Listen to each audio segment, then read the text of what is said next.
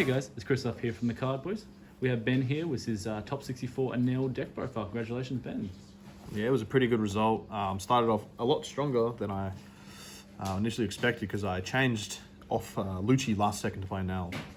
Maybe it was a good decision, maybe not. Well, obviously pretty good. A lot more fun though, but we'll get ahead with the deck list. So my initial game plan was just Starve because Starve is the most disgusting strategy in the game. So obviously I'm putting 4 Gadatsu in. Didn't actually play any matchups where I would starve with Gadatsu because I versed 3 Enel, 2 Black Yellow Luffy, 2 Nami, and 1 Lucci and RP Law. The only matchup I actually played Gadatsu was RP Law, which I didn't actually draw it, but that is what it is. Next is Egghead Luffy. Very similar card, but it has Trigger as well. Feels a bit better when you're versing those aggro decks because you can play it on 5, then remove it. You can swing it the next turn and then activate main to cycle. So those are the starve cards, I would say, besides the top end. Next are the 2Ks. I'm only running 2 Flampe. Flampe is a very good card in conjunction with Yamato as well as filling your hand up early, but I'm just taking on the life anyway, so my hand's quite large. And I'd rather just run more value 2Ks, which are such as Beige. Beige, yellow staple, don't have to talk much about it. I think every yellow deck from forever will play it because it's just can win you the games on the spot, or it's just like a solid 2K. You don't really play searchable 2Ks in Enel ever since the Scar Island package has been removed, so just more running value. Next is 3 Frankie.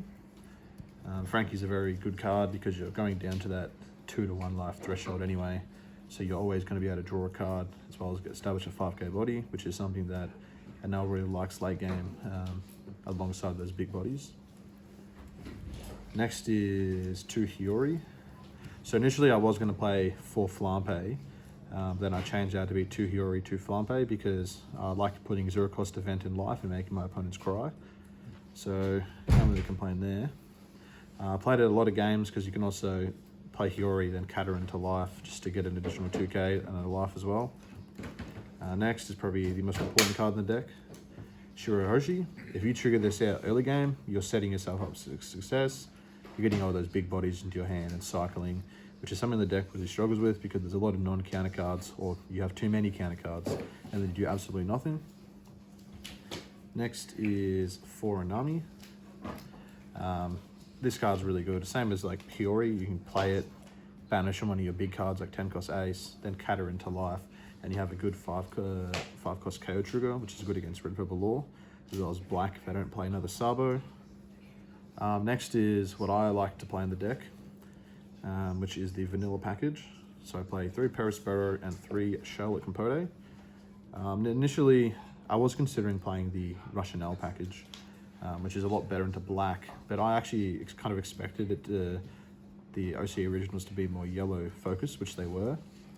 And I actually won every yellow mirror with just the vanillas. So all the 3 Enels, and the 2 Black Yellow Luffys, I basically just won with just this card alone because if they're playing the Russian L, you're playing this, they're never going to be able to swing over it.